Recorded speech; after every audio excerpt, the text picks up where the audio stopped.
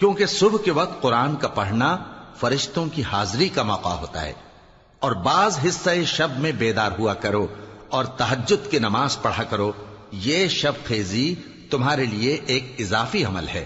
امید ہے کہ اللہ تم کو مقام محمود پر فائز فرمائے۔ اور کہو کہ اے پروردگار، مجھے مدینے میں اچھی طرح داخل کیجو اور مکے سے اچھی طرح نکالیو، اور اپنے ہاں سے زور و قوت کو میرا مددگار بنائیو، اور کہہ دو کہ حق آ گیا اور باطل نابود ہو گیا، بے شک باطل نابود ہونے والا ہے۔ اور ہم قرآن میں وہ چیز نازل کرتے ہیں جو مومنوں کے لیے شفا اور رحمت ہے، اور ظالموں کے حق میں تو اس سے نقصان ہی بڑھتا ہے۔ اور جب ہم انسان کو نعمت بخشتے ہیں تو روح گرداں ہو جاتا ہے اور پہلو پھیر لیتا ہے، اور جب اسے سختی پہنچتی ہے تو نا امید ہو جاتا ہے۔ کہہ دو کہ ہر شخص اپنے طریق کے مطابق عمل کرتا ہے، سو تمہارا پروردگار اس شخص سے خوب واقف ہے جو سب سے زیادہ سیدھے رستے پر ہے۔ اور تم سے روح کے بارے میں سوال کرتے ہیں، کہہ دو کہ وہ میرے پروردگار کا ایک حکم ہے، اور تم لوگوں کو بہت ہی کم علم دیا گیا ہے۔ اور اگر ہم چاہیں تو جو کتاب ہم تمہاری طرف بھیجتے ہیں اسے دلوں سے محو کر دیں، پھر تم اس کے لیے ہمارے مقابلے میں کسی کو مددگار نہ پاؤ، مگر اس کا قائم رہنا تمہارے پروردگار کی رحمت ہے، کچھ شک نہیں کہ تم پر اس کا بڑا فضل ہے۔ کہہ دو کہ اگر انسان اور جن اس بات پر مجتمع ہوں کہ اس قرآن جیسا بنا لائیں تو اس جیسا نہ لا سکیں گے، اگرچہ وہ ایک دوسرے کے مددگار ہوں۔ اور ہم نے قرآن میں سب باتیں طرح طرح سے بیان کر دی ہیں، مگر اکثر لوگوں نے انکار کرنے کے سوا قبول نہ کیا، اور کہنے لگے کہ ہم تم پر ایمان نہیں لائیں گے جب تک کہ عجیب و غریب باتیں نہ دکھاؤ، یعنی یا تو ہمارے لیے زمین سے چشمہ جاری کر دو، یا تمہارا کھجوروں اور انگوروں کا کوئی باغ ہو اور اس کے بیچ میں نہریں بہا نکالو، یا جیسا تم کہا کرتے ہو ہم پر آسمان کے ٹکڑے گرا دو، یا اللہ اور فرشتوں کو ہمارے سامنے لے آؤ، یا تمہارا سونے کا گھر ہو، یا تم آسمان پر چڑھ جاؤ، اور ہم تمہارے چڑھنے کو بھی نہیں مانیں گے جب تک کہ کوئی کتاب نہ لاؤ جسے ہم پڑھ بھی لیں۔ کہہ دو کہ میرا پروردگار پاک ہے، میں تو صرف ایک پیغام پہنچانے والا انسان ہوں۔ اور جب لوگوں کے پاس ہدایت آ گئی تو ان کو ایمان لانے سے اس کے سوا کوئی چیز مانے نہ ہوئی کہ کہنے لگے کہ کیا اللہ نے آدمی کو پیغمبر کر کے بھیجا ہے؟ کہہ دو کہ اگر زمین میں فرشتے ہوتے کہ اس میں چلتے پھرتے اور رہتے بستے تو ہم ان کے پاس کسی فرشتے کو پیغمبر بنا کر بھیجتے۔ کہہ دو کہ میرے اور تمہارے درمیان اللہ ہی گواہ کافی ہے، وہی اپنے بندوں سے خبردار ہے اور ان کو دیکھنے والا ہے۔ اور جس شخص کو اللہ ہدایت دے وہی ہدایت یاب ہے، اور جن کو گمراہ رہنے دے تو تم اللہ کے سوا ان کے رفیق نہیں پاؤ گے۔ اور ہم ان کو قیامت کے دن اوندھے منہ، اندھے، گونگے اور بہرے بنا کر اٹھائیں گے، اور ان کا ٹھکانہ دوزخ ہے۔ جب اس کی آگ بجھنے کو ہوگی تو ہم ان کو عذاب دینے کے لیے اسے اور بھڑکا دیں گے۔ یہ ان کی سزا ہے، اس لیے کہ وہ ہماری آیتوں سے کفر کرتے تھے اور کہتے تھے کہ جب ہم مر کر بوسیدہ ہڈیاں اور ریزہ ریزہ ہو جائیں گے تو کیا اثر نو پیدا کیے جائیں گے؟ کیا انہوں نے نہیں دیکھا کہ اللہ جس نے آسمانوں اور زمین کو پیدا کیا ہے اس بات پر قادر ہے کہ ان جیسے لوگ پیدا کر دے، اور اس نے ان کے لیے ایک وقت مقرر کر دیا ہے جس میں کچھ بھی شک نہیں، تو ظالموں نے انکار کے سوا اسے قبول نہ کیا۔ کہہ دو کہ اگر میرے پروردگار کی رحمت کے خزانے تمہارے ہاتھ میں ہوتے تو تم خرچ ہو جانے کے خوف سے ان کو بند کر رکھتے،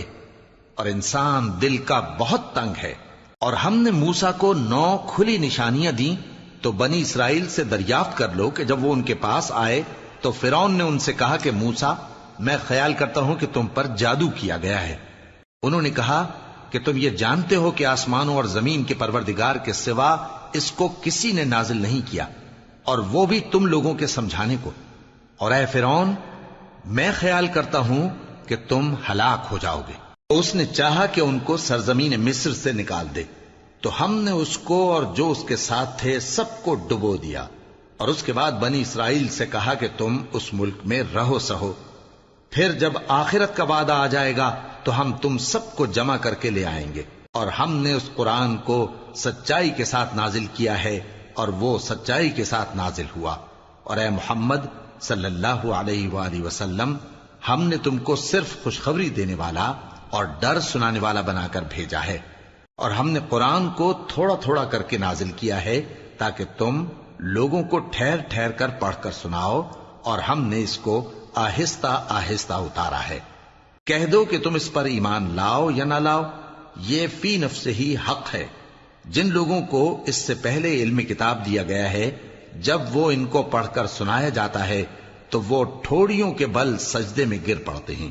اور کہتے ہیں کہ ہمارا پروردگار پاک ہے، بے شک ہمارے پروردگار کا وعدہ پورا ہو کر رہا، اور وہ ٹھوڑیوں کے بل گر پڑتے ہیں اور روتے جاتے ہیں، اور اس سے ان کو اور زیادہ عاجزی پیدا ہوتی ہے۔ کہہ دو کہ تم معبود برحق کو اللہ کے نام سے پکارو یا رحمان کے نام سے، جس نام سے پکارو اس کے سب نام اچھے ہیں، اور نماز نہ بلند آواز سے پڑھو اور نہ آہستہ، بلکہ اس کے بیچ کا طریقہ اختیار کرو، اور کہو کہ سب تعریف اللہ ہی کو ہے، جس نے نہ تو کسی کو بیٹا بنایا ہے اور نہ اس کی بادشاہی میں کوئی شریک ہے، اور نہ اس وجہ سے کہ وہ عاجز و ناتواں ہے کوئی اس کا مددگار ہے، اور اس کو بڑا جان کر اس کی بڑائی کرتے رہو۔ شروع اللہ کا نام لے کر جو بڑا مہربان نہایت رحم والا ہے۔ سب تعریف اللہ ہی کو ہے جس نے اپنے محبوب بندے محمد صلی اللہ علیہ وآلہ وسلم پر یہ کتاب نازل کی، اور اس میں کسی طرح کی کجی اور پیچیدگی نہ رکھی، بلکہ سیدھی اور سلیس اتاری، تاکہ لوگوں کو عذاب سخت سے جو اس کی طرف سے آنے والا ہے ڈرائے، اور مومنوں کو جو نیک عمل کرتے ہیں خوشخبری سنائے کہ ان کے لیے ان کے کاموں کا نیک بدلہ یعنی بہشت ہے جس میں وہ ہمیشہ رہیں گے، اور ان لوگوں کو بھی ڈرائے جو کہتے ہیں کہ اللہ نے کسی کو بیٹا بنا لیا ہے۔ ان کو اس بات کا کچھ بھی علم نہیں، اور نہ ان کے باپ دادا ہی کو تھا۔ یہ بڑی سخت بات ہے جو ان کے منہ سے نکلتی ہے، اور کچھ شک نہیں کہ یہ جو کچھ کہتے ہیں محض جھوٹ ہے۔ اے پیغمبر، اگر یہ اس کلام پر ایمان نہ لائیں تو شاید تم ان کے پیچھے رنج کر کر کے اپنے تئیں ہلاک کر دو گے۔ جو چیز زمین پر ہے ہم نے اس کو زمین کے لیے زینت بنایا ہے، تاکہ لوگوں کی آزمائش کریں کہ ان میں کون اچھے عمل کرنے والا ہے، اور جو چیز زمین پر ہے ہم اس کو نابود کر کے بنجر میدان کر دیں گے۔ کیا تم خیال کرتے ہو کہ غار اور لوح والے ہماری نشانیوں میں سے عجیب تھے؟ جب وہ نوجوان غار میں جا رہے تو کہنے لگے کہ اے ہمارے پروردگار، ہم پر اپنے ہاں سے رحمت نازل فرما اور ہمارے کام میں درستی کے سامان مہیا کر۔ تو ہم نے غار میں کئی سال تک ان کے کانوں پر نیند کا پردہ ڈالے رکھا، یعنی ان کو سلائے رکھا، پھر ان کو جگا اٹھایا تاکہ معلوم کریں کہ جتنی مدت وہ غار میں رہے دونوں جماعتوں میں سے اس کی مقدار کس کو خوب یاد ہے۔ ہم ان کے حالات تم سے صحیح صحیح بیان کرتے ہیں۔ وہ کئی نوجوان تھے جو اپنے پروردگار پر ایمان لائے تھے، اور ہم نے ان کو اور زیادہ ہدایت دی تھی، اور ان کے دلوں کو مربوط یعنی مضبوط کر دیا۔ جب وہ اٹھ کھڑے ہوئے تو کہنے لگے کہ ہمارا پروردگار آسمانوں اور زمین کا مالک ہے، ہم اس کے سوا کسی کو معبود سمجھ کر نہ پکاریں گے۔ اگر ایسا کیا تو اس وقت ہم نے بے عقلی کی بات کی۔ ان ہماری قوم کے لوگوں نے اس کے سوا اور معبود بنا رکھے ہیں، بھلا یہ ان کے معبود ہونے پر کوئی کھلی دلیل کیوں نہیں لاتے؟ تو اس سے زیادہ کون ظالم ہے جو اللہ پر جھوٹ باندھے؟ اور جب تم نے ان مشرکوں سے اور جن کی یہ اللہ کے سوا عبادت کرتے ہیں ان سے کنارہ کر لیا ہے تو غار میں چل رہو، تمہارا پروردگار تمہارے لیے اپنی رحمت وسیع کر دے گا اور تمہارے کاموں میں آسانی کے سامان مہیا کرے گا۔ اور جب سورج نکلے تو تم دیکھو کہ دھوپ ان کے غار سے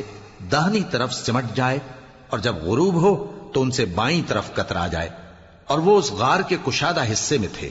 یہ اللہ کی نشانیوں میں سے ہیں، جس کو اللہ ہدایت دے وہ ہدایت یاب ہے، اور جس کو گمراہ رہنے دے تو تم اس کے لیے کوئی دوست راہ بتانے والا نہ پاؤ گے۔ اور تم ان کے متعلق خیال کرو کہ وہ جاگ رہے ہیں حالانکہ وہ سوتے ہیں، اور ہم ان کو دائیں اور بائیں کروٹ بدلاتے تھے، اور ان کا کتا چوکھٹ پر دونوں ہاتھ پھیلائے ہوئے تھا۔ اگر تم ان کو جھانک کر دیکھتے تو پیٹ پھیر کر بھاگ جاتے اور ان سے دہشت میں آ جاتے۔ اور اسی طرح ہم نے ان کو اٹھایا تاکہ آپس میں ایک دوسرے سے دریافت کریں۔ ایک کہنے والے نے کہا کہ تم یہاں کتنی مدت رہے؟ انہوں نے کہا کہ 1 دن یا اس سے بھی کم۔ انہوں نے کہا کہ جتنی مدت تم رہے ہو تمہارا پروردگار ہی اس کو خوب جانتا ہے، تو اپنے میں سے کسی کو یہ روپیہ دے کر شہر بھیجو، وہ دیکھے کہ نفیس کھانا کون سا ہے تو اس میں سے کھانا لے آئے، اور احتیاط سے آئے جائے اور تمہارا حال کسی کو نہ بتائے۔ اگر وہ تم پر دسترس پا لیں گے تو تمہیں سنسار کر دیں گے، یا پھر اپنے مذہب میں داخل کر لیں گے، اور اس وقت تم کبھی فلاح نہیں پاؤ گے۔ اور اسی طرح ہم نے لوگوں کو ان کے حال سے خبردار کر دیا تاکہ وہ جانیں کہ اللہ کا وعدہ سچا ہے، اور یہ کہ قیامت جس کا وعدہ کیا جاتا ہے اس میں کچھ شک نہیں۔ اس وقت لوگ ان کے بارے میں باہم جھگڑنے لگے اور کہنے لگے کہ ان کے غار پر عمارت بنا دو۔ ان کا پروردگار ان کے حال سے خوب واقف ہے۔ جو لوگ ان کے معاملے میں غلبہ رکھتے تھے وہ کہنے لگے کہ ہم ان کے غار پر مسجد بنائیں گے۔ بعض لوگ اٹکل پچو کہیں گے کہ وہ 3 تھے اور چوتھا ان کا کتا تھا، اور بعض کہیں گے کہ وہ 5 تھے اور چھٹا ان کا کتا تھا، اور بعض کہیں گے کہ وہ 7 تھے اور 8واں ان کا کتا تھا۔ کہہ دو کہ میرا پروردگار ہی ان کے شمار سے خوب واقف ہے، ان کو جانتے بھی ہیں تو تھوڑے ہی لوگ جانتے ہیں۔ تو تم ان کے معاملے میں بحث نہ کرنا مگر سرسری سی بحث، اور نہ ان کے بارے میں ان میں سے کسی سے کچھ دریافت ہی کرنا، اور کسی کام کی نسبت نہ کہنا کہ میں اسے کل کر دوں گا، مگر انشاءاللہ کہہ کر، یعنی اگر اللہ چاہے تو کر دوں گا۔ اور جب اللہ کا نام لینا بھول جاؤ تو یاد آنے پر لے لو، اور کہہ دو کہ امید ہے کہ میرا پروردگار مجھے اس سے بھی زیادہ ہدایت کی باتیں بتائے۔ اور اصحاب کہف اپنے غار میں 9 پر 300 سال رہے۔ کہہ دو کہ جتنی مدت وہ رہے اسے اللہ ہی خوب جانتا ہے، اسی کو آسمانوں اور زمین کی پوشیدہ باتیں معلوم ہیں، وہ کیا خوب دیکھنے والا اور کیا خوب سننے والا ہے۔ اس کے سوا ان کا کوئی کارساز نہیں، اور نہ وہ اپنے حکم میں کسی کو شریک کرتا ہے۔ اور اپنے پروردگار کی کتاب کو جو تمہارے پاس بھیجی جاتی ہے پڑھتے رہا کرو، اس کی باتوں کو کوئی بدلنے والا نہیں، اور اس کے سوا تم کہیں پناہ بھی نہیں پاؤ گے۔ اور جو لوگ صبح و شام اپنے پروردگار کو پکارتے اور اس کی خوشنودی کے طالب ہیں، ان کے ساتھ صبر کرتے رہو، اور تمہاری نگاہیں ان میں سے گزر کر اور طرف نہ دوڑیں کہ تم دنیاوی زندگی کی رونقوں کے خواستگار ہو جاؤ۔ اور جس شخص کے دل کو ہم نے اپنی یاد سے غافل کر دیا ہے اور وہ اپنی خواہش کی پیروی کرتا ہے